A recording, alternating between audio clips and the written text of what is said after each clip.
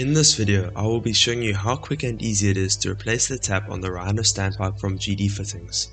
First off, you would have to purchase the replacement kit from GD Fittings, which contains the tap of your choice, either being the demand tap or the screw-down tap, 2 new split pins and reflective tape. The first step is to remove the reflective tape. You will then see 2 split pins which you will knock out.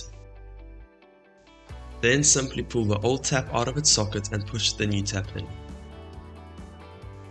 You can now knock in the 2 new split pins. And lastly, you would put on the new reflective tape.